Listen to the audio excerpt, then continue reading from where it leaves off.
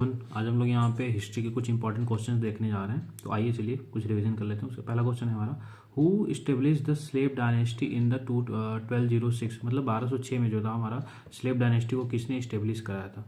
तो इसका correct answer हमारा क्या हो जाएगा, जो हमारा स्लेव डायनेस्टी बनाया था वो तो था हमारा कुतुबुद्दीन ऐबक। ठीक है, 1206, ये कम से कम लेके 1206 से लेके 1210 तक था, 1206 से लेके 1210 तक। फिर उसके बाद आता हमारा इल्तुतमिश। इल्तुतमिश जो था 1210 से लेके 1210 11 से लेके 36 तक हो जाएगा। उसके बाद आती है इसकी लड़की रजिया सुल्तान। कौन आती है? रजिया सुल्तान। और जो इंपॉर्टेंट रूलर माना जाता है उसको बोलते हैं हम बलबन। बलबन हमारा क्या है, उसका एक इंपॉर्टेंट रूलर हो जाता है। नेक्स्ट क्वेश्चन है, 305 BC in which Mauryan ruler defeated a general Seleucus Nicator in the Alexander and obtained the territories of the Kabul and the Baluchistan। मतलब पूछ रहा है कि जो मौर्य शासक किसने सिकंदर जनरल सेल्यूकस निकेटर के हराया और काबुल। तो ये तो हमारा सबको पता है चंद्रगुप्त मौर्य थे। ठीक है, चंद्रगुप्त मौर्य ने फिर ये इसको सेल्यूकस निकेटर को हरा कर इनकी इनकी जो पुत्री थी उसका नाम तो हेलेना था। हेलेना से ही उन्होंने क्या शादी कर ली थी। इसका करेक्ट आंसर क्या हो जाएगा, चंद्रगुप्त मौर्य। उसके बाद जो हमारा नेक्स्ट क्वेश्चन है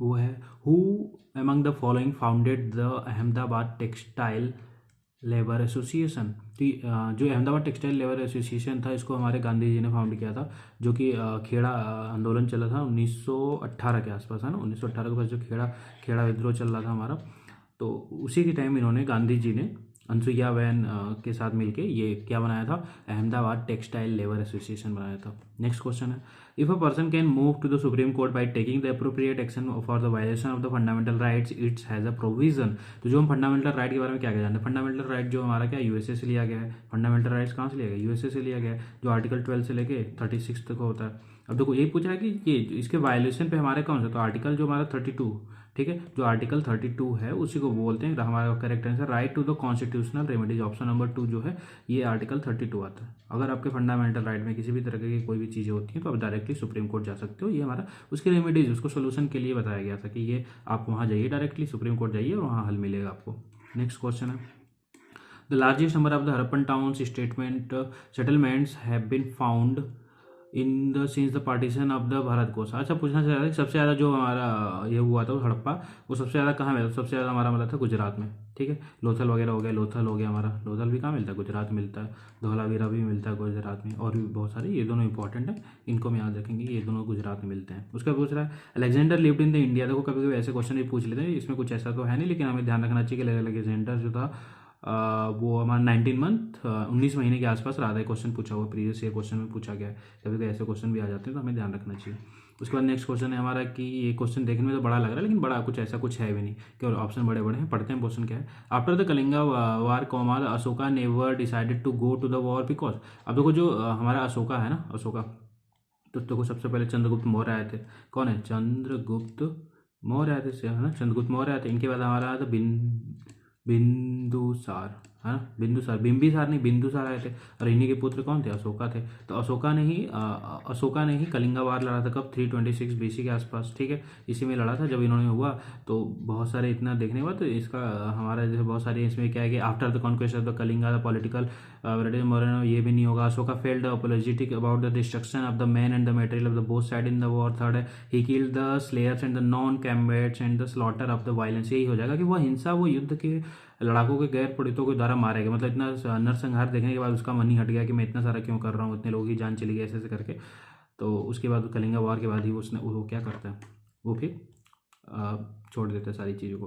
उसके बाद नेक्स्ट क्वेश्चन हमारा क्या बोल रहा है, Alexander the great was force to the return because. अब देखो जो अलेक्जेंडर जो ग्रेट था वो बार बार इतना पागल था, मतलब जीत के पीछे, कि वो अपने सैनिकों के बारे में कुछ सोचता ही नहीं था। बार बार युद्ध, डेली युद्ध होते जा रहा है, तो वो वापस क्यों जाना पा रहा, क्या उसके सैनिक क्या बीमार पड़ गए थे क्या, फिर he suffered from the defeated India, किसी से हार गया था, he force to refuse to the further and his did not like India. ऐसा कुछ नहीं, जो उसके जो सैनिक्स थे वो इतने थक चुके थे, इतने फटीक हो चुके थे, इतने उनके अंदर वो थकान हो चुका था कि वो आगे जाना से मना कर देते हैं। इसके लिए क्या है, उससे अलेक्जेंडर को वापस जाना पड़ता है। उसके बाद नेक्स्ट क्वेश्चन हमारा देखते हैं, Ali Bhai is related to which of the following. अब देखो जो अली भाई है, तो अली भाई हमारे किस चीज़ से रिलेटेड है, तो इसमें ऑप्शन जो दिया हुआ है, क्विट इंडिया मूवमेंट है क्या, क्विट इंडिया मूवमेंट से, सिविल डिसोबीडियंस मूवमेंट से, या फिर खिलाफत आंदोलन, या फिर डिवीजन ऑफ बंगाल। अब देखो जो अभी सब चीज़ें हैं, जो डिवीजन ऑफ बंगाल कब हुआ था, 1905 में हुआ था, है ना। 1905 में करजन ने करवाया था। किसने कराया था? करजन ने कराया था। अब ये जो हमारे अली भाई हैं, तो अब नाम से भी थोड़ा अगर तुक्का लगाना चाहो तो अली भाई लग रहे हैं, तो खिलाफत आंदोलन से लगा सकते हैं, क्योंकि जो हमारा खिलाफत आंदोलन था वो 1919 से लेकर के कब से कब तक चला था? 1922 तक अप्रॉक्स चला था खिलाफत आंदोलन। उसी के एक इंपॉर्टेंट पर्सन है कौन? अली भाई, related to the Khilafat Andolan. Next question है, who among the following is credited with the taking Jainism to the south India? मतलब साउथ इंडिया तक जो जैन को ले जाने का सबसे ज़्यादा अधिकार किसको मिलता है? इंद्रभूति, भद्रबाहु, सलूत भाद्रा या फिर सुमध्यामा? तो इसके करेक्ट आंसर हो जाएंगे भद्रबाहु। जो भद्रबाहु थे इन्होंने ही क्या है इसको साउथ तक लेके गए थे। और देखो भद्रबाहु को ही ये इंपॉर्टेंट पर्सन है जो कि अशोका सॉरी चंद्रगुप्त मौर्य को, किसको? चंद्रगुप्त मौर्य को ही इन्होंने क्या जैनिज्म एक्सेप्ट करने में मदद की थी। कौन थे? भद्रबाहु थे। नेक्स्ट क्वेश्चन है कि what are the Aryabhatta and Varahamihir? अच्छा, जो आर्यभट्टा और जो वराहमिहिर थे ये किसके टाइम पे थे? ये हमारे गुप्ता पीरियड के टाइम पे थे। गुप्ता पीरियड, ठीक है, गुप्ता पीरियड जब चल रही थी उसी के टाइम पे ये इंपॉर्टेंट पर्सन हमारे टाइम में लाइन में थे। उसके बाद नेक्स्ट क्वेश्चन है कि on the April 1999 the token against the Jallianwala Bagh massacre who return to the knighthood given by him the British government? अच्छा, मतलब अपनी नाइटहुड की उपाधि किसने त्याग दी थी? ये हमारे रविन्द्रनाथ टैगोर थे, जो था 13 अप्रैल 1919 को जलियांवाला बाग में जनरल डायर ने वहाँ निर्दोष मतलब सारे लोग इकट्ठा हुए थे, उनको क्या है कि उनको एक साथ उनको गोली मारने का आदेश दे दिया था।